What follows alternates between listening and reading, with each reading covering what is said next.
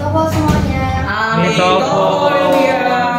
Selamat pagi. Jadi hari ini aku Livia dari kelas 10A.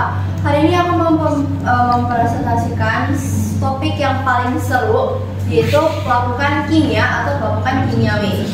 Nah, pelapukan kimiawi itu apa? Pelapukan kimia atau pelapukan kimiawi itu merupakan pelapukan massa batuan yang disertai dengan proses atau susunan perubahan kimiawi batuan yang lapuk. Nah, pelapukan kimiawi ini tuh juga bisa disebut dengan dekomposisi karena batuan ini tuh karena batuan ini tuh bukan hanya berubah dalam bentuk fisik, tapi dari komposisinya juga. Kalian bisa lihat kalau dia tuh kayak jatuh-jatuh gitu, kayak lilin yang meleleh ke bawah-bawah gitu kan. Ini fotonya. Nah,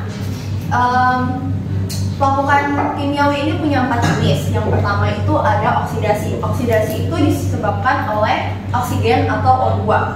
Nah, oksidasi ini tuh terlarut dalam air maupun pada udara. Yang kedua itu adalah hidrasi. Hidrasi itu disebabkan oleh hidrasi ya. Hidrasi itu bisa disebabkan oleh penguraian air atau H2O atas unsur-unsur yang menjadi ion-ion positif dan negatif. Yang ketiga itu adalah karbonasi. Karbonasi itu disebabkan oleh karbon dioksida atau CO2. Nah, yang keempat atau yang terakhir itu hidrolisis, yaitu jadi hidrolisis itu penguraian air. Nah, hidrasi itu pelapukan yang disebabkan oleh perubahan air pada suatu mineral. Jadi tadi kebalik ya, sorry. Nah, dampaknya apa terhadap lingkungan kita itu yang pertama itu menyebabkan kerusakan infrastruktur. Contohnya kayak jalan-jalan yang rusak, terus jembatan sama saluran air karena akibat erosi sama tanah longsor. Nah, yang kedua itu pencemaran lingkungan akibat zat-zat yang berbahaya. Contohnya itu kayak asam sulfat, terus ada radioaktivitas sama logam berat. Nah, yang terakhir itu menyebabkan perubahan iklim karena pelepasan karbon dioksida dari batuan dan dari karbonat ke atmosfer. Nah, dampaknya begini, faktornya itu gimana? Faktornya itu yang pertama dari unsur iklim. Unsur iklim itu yang mempengaruhi itu adalah curah hujan dan temperatur udara.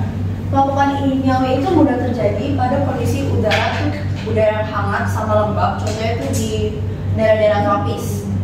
Yang kedua itu ada dari komposisi mineral dan struktur batuan yang dibantu oleh polutan dan mineral batuan. Nah, yang ketiga yang udah pasti kita paling sering lihat itu adalah dari kegiatan manusia, contohnya kayak dari pertanian, terus dari pembangunan industri, pembangunan jalan, pembangunan rumah, bangunan itu, sama pembakaran hutan. Sehingga batuan itu muncul dari permukaan tanah dan memudahkan pelapukan.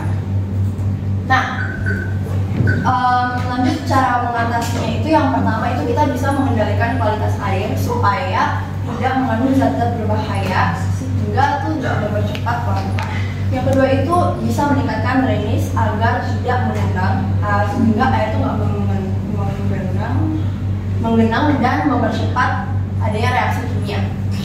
Nah, yang ketiga itu bisa menanam vegetasi untuk mencegah erosi dan menjaga kelembapan tanah. Yang terakhir itu kita bisa melakukan pengendalian pencemaran. Nah, pelapukan kimiawi itu bisa terjadi kapan saja sesuai sama kondisinya yang bisa mendukung. Dari curah hujan juga bisa, tapi contohnya curah hujan yang tinggi sama temperatur yang juga tinggi, temperatur yang memungkinkan sama suhu udara yang tinggi. Makanya pelapukan bisa terjadi. Terus pelapukan kimiawi itu pernah terjadi. Ini tuh terjadi dan tampak nyata di pegunungan kapur atau bisa disebut kars. Oke, jadi ini adalah penjelasan mengenai pelapukan kimiawi yang bisa saya jelaskan pada presentasi kali ini. Dan untuk mengakhiri dari presentasi ini, saya memiliki kata-kata bijak yang sangat seru dan sangat memotivasi kalian semua, yaitu setiap tetes air yang begitu bagus seperti langkah kecil dalam kehidupan kita. Mungkin tampak tidak berarti, tapi bersama waktu kita bisa menciptakan perubahan yang besar dalam diri kita. Sama seperti peruntukan kimiawi. Terima kasih atas perhatian kalian semua yang telah memperhatikan, dan mohon maaf jika ada kesalahan kata. Amin.